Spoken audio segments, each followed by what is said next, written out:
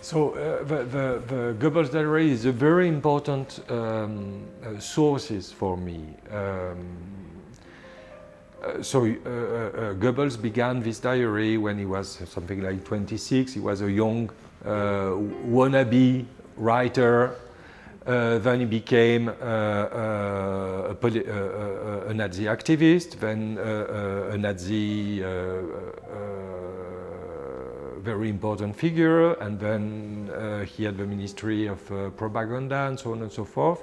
And he continued until the very end of his life to write this diary, which at the end contained something like 20,000 pages or 40,000 pages. Enormous source. And for some reasons, the diary remained intact. A complete copy was discovered at the end of during the 1970s, and then published by the Institut für Zeitgeschichte in Munich, beginning in the 90s, I think. And so, what I wanted to find is a document which permits me to go all through the war. So, beginning in 1939 until 1945, from a very important Nazi leader that wrote extensively about everything he knew, including the anti-Jewish policy. And there is no question. He was a racist, an anti-Semite, a very radical. Every time he pleaded for a more radical policy. You have to remind that he was the Gauleiter of Berlin, so a very important person in charge. Berlin was the biggest Jewish community in Germany, so he has a real role. And he was also very close to Hitler, but he made very often, at least more often than most of the Nazi leaders.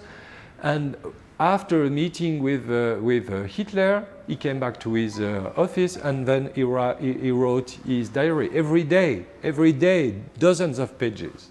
So these sources was very, very important.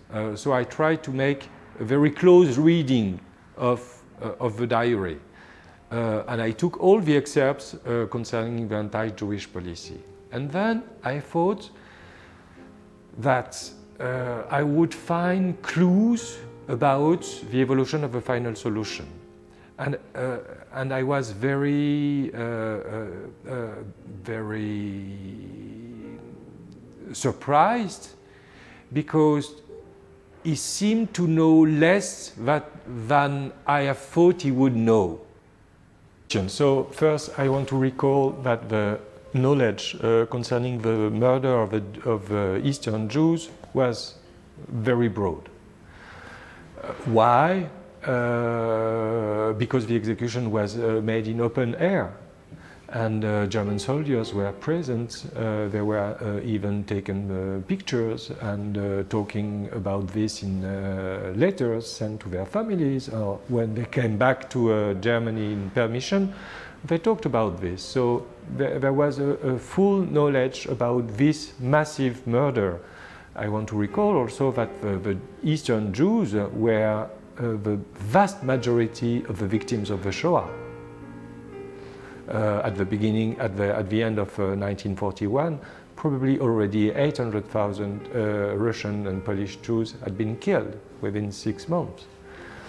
But concerning the fate of the German Jews deported to the East, and more generally to the Western Jews sent to the extermination camp, it's very difficult to find sources that showed a serious knowledge. So, for example, if you take the year 1942, there are several books that have been devoted to the question of public information. If you take only the period of 1942, you can find plenty of information about the killing of the Jews in the East and the image of a collective massacre in front of the pits and so on and so forth. But in my recollection, only 2 or 3 mention of gas chambers. So it was a very, very narrow informations concerning the fate of German Jews.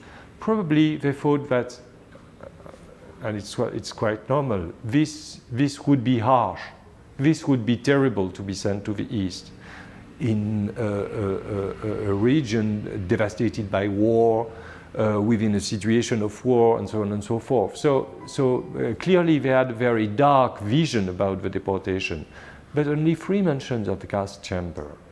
And even some very important Jewish writers, so as Klemperer, made very confusing allusions concerning the fate of the Jews already deported to the East. So, for example, in 1943, he says, you know, there is a retreat of the German troops. And he says, well, they are retreating, so, but what will happen with the Jews which are in this area just behind the front?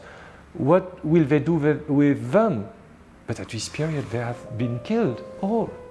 So it's very difficult to find plenty of information in 1942 concerning this murder. Probably the situation changed a bit in 1943, and information become more and more frequent, and you have also the information made by the Allies, particularly in December 1942 with this Inter-Allied declaration against the violence and the murder on the Jews.